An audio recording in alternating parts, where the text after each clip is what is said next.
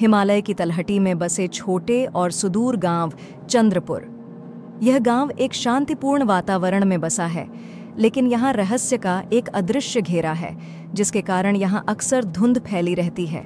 शुभश्री, जो कि एक सरल और सुंदर युवती जो अपनी विधवा माँ के साथ रहती है, उसके जीवन, उसकी दिनचर्या और उन गहरी इच्छाओं जिनके लिए वह तरसती है, लेकिन जो अभी तक पूरी नहीं हुई हैं। गांव के लोग मीरा को उसकी दयालुता और मासूमियत के लिए प्यार करते हैं, लेकिन उसके जीवन में एक कमी का अनुभव होता है। अजय, एक रहस्यमयी और आकर्षक युवक, गांव में आता है। उसकी उदासीनता और रहस्यपूर्ण व्यक्तित्व गांव के लोगों का ध्यान आकर्षित करता है। गांव में अजय की पृष्ठभूमि को लेकर हलचल मच जाती है, लेकिन वह अपने अतीत के बारे में बहुत कम बताता है। चर्चाएं शुरू होती हैं, जिनमें प्रशंसा और संदेह दोनों का मिश्रण होता है। शुभश्री की मुलाकात अजय से पहली बार गांव के मेले में होती है। वहां एक तत्कालिक संबंध बनता है, जो कुछ गहरा होने का संकेत देता है, लेकिन इसके साथ ही शुभश्री के मन में एक अनजाना भय भी पैदा होता है। अजय और शुभश्री की राहें बार बार एक दूसरे से टकराने लगती हैं। वे एक साथ समय बिताने लगते हैं और उनके बीच का संबंध एक मधुर प्रेम में बदल जाता है।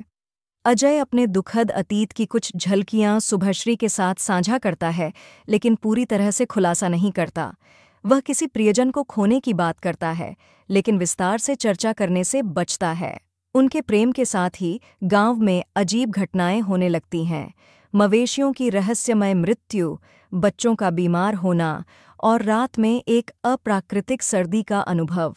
गांव के बुजुर्गों द्वारा उन पुरानी कहानियों को साझा किया जाता है, जिनमें एक श्राप का उल्लेख होता है, जिसने पीढ़ियों से इस गांव को त्रस्त कर रखा है। यह श्राप एक दुखद प्रेम कहानी से जुड़ा है, जिसमें एक महिला वसुंधरा को उसके प्रेमी ने धोखा दिया था, जिससे दुखी होकर उसने आत्महत्या कर ली थी। उसकी आत्मा, जो प्रतिशोध से भरी हुई है, इस गांव में भटकती है और प्रेमियों को श्राप देती है जो भाग्य को ठुकराते हैं। शुभश्री की माँ उसे एक अजनबी, विशेष रूप से अजय जैसे रहस्यमय व्यक्ति के साथ प्रेम में पड़ने के खतरों के बारे में चेतावनी देती है। शुभश्री प्रेम के अंधेपन में इन चेतावनियों को नजरअंदाज करती है, यह मानते हुए कि उनका प्रेम किसी भी चुनौती का सामना कर सकता है। शुभश्री अजय में बदलाव देखने लगती है। वह और अधिक संकोची हो जाता है और ऐसे क्षण आते हैं जब वह लगभग किसी अंधेरे द्वारा प्रभावित प्रतीत होता है। एक गांव के पुजारी, जो इन पुरानी कहानियों से परिचित हैं, शुभश्री के पास आते हैं और उसे चेतावनी देते हैं कि अजय का संबंध उस श्राप से हो सकता है। वह सुझाव देते हैं कि अजय संभवतः उस व्यक्ति का वंशज हो सकता है जिसने वसुंधरा को धोखा दिया था।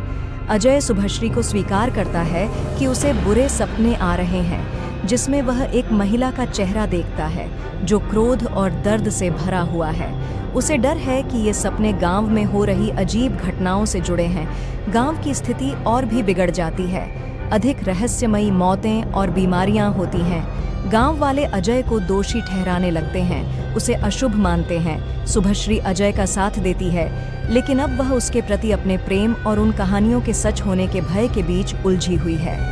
अजय को वसुंधरा के दर्शन होने लगते हैं, जो उसे गांव छोड़ने या परिणाम भुगतने की चेतावनी देती है। वह मानने लगता है कि वह श्रापित है और उसका शुभश्री के प्रति प्रेम उसे भी विनाश की ओर ले जाएगा। अजय शुभश्री की सुरक्षा के लिए गांव छोड़ने का निर्णय लेता है, लेकिन वह उसे जाने नहीं देती, यह विश्वास करते हुए कि उनका प्रेम श्राप को तोड़ने के लिए पर्याप्त मजबूत है। वे दोनों मिलकर उस श्राप की सच्चाई का पता लगाते हैं। वे पुराने मंदिरों में जाते हैं, साधुओं से बात करते हैं और गांव के प्राचीन इतिहास में गहराई तक उतरते हैं। उन्हें पता चलता है कि श्राप को केवल एक बलिदान के द्वारा ही तोड़ा जा सकता है। एक जीवन के बदले एक जीवन, प्रेम के बदले प्रेम। जैसे जैसे अजय और शुभश्री का प्रेम बढ़ता है, वसुंधरा की आत्मा और भी हिंसक होती जाती है। अपने भयावह रूपों में प्रकट होती है। छायाओं का अपने आप हिलना, रात में डरावनी आवाजें और भयानक दर्शन। आत्मा मीरा का सामना करती है, उसे अपने साथ हुए धोखे और उस दर्द की पूरी सच्चाई बताती है जो उसे इस दुनिया से बांधे हुए है। वसुंधरा शुभश्री को एक विकल्प देती है, अजय को छोड़कर चले जाओ और जीवित रहो। या उसके साथ रहो और वही भाग्य सहो जो उसने झेला था।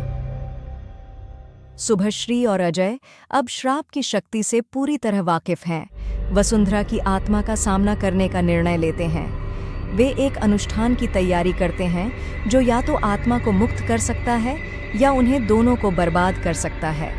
अनुष्ठान वसुंधरा की मृत्यु के स्थान पर होता है, जो गांव के बाहर एक वीरान और भूतिया स्थान है। रात भय, डर और एक भारी विपत्ति की भावना से भरी होती है। जैसे जैसे अनुष्ठान आगे बढ़ता है, वसुंधरा की आत्मा और भी शक्तिशाली हो जाती है, उन्हें शारीरिक और मानसिक रूप से अलग करने की कोशिश करती है।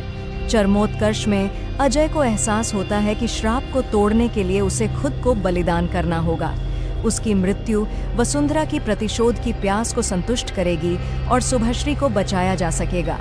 शुभश्री उसे रोकने की कोशिश करती है, लेकिन अजय अपने प्रेम से प्रेरित होकर अनुष्ठान की अग्नि में कूद जाता है। जैसे ही वह मरता है, वसुंधरा की आत्मा धीरे धीरे फीकी पड़ने लगती है।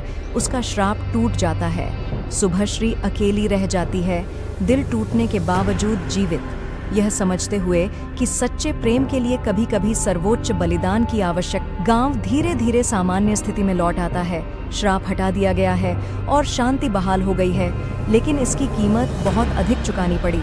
शुभश्री, जो अब इस अनुभव से हमेशा के लिए बदल गई है, अजय के नुकसान का शोक मनाती है, लेकिन समझती है कि उसके बलिदान ने दर्द और नफरत के चक्र को तोड़ने के लिए आवश्यक था। वह एक कथाकार बन जाती है। भविष्य की पीढ़ियों को अजय और वसुंधरा के श्राप की कहानी सुनाती है, यह सिखाते हुए कि सच्चे प्रेम के लिए अक्सर महान बलिदान की आवश्यकता होती है, और कुछ प्रेम कहानियां चाहे कितनी भी सुंदर क्यों न हो, पूरे होने के लिए नहीं होती। अगर आपको यह कहानी पसंद आई हो तो कृपया इसे लाइक करें, अपने दोस्तों और परिवार के साथ शेयर करें और हमारे चैनल को सब्सक्राइब करें। साथ ही नोटिफिकेशन बेल को भी दबाएं ताकि आप हमारी नई नैतिक कहानियों को कभी मिस ना करें। धन्यवाद।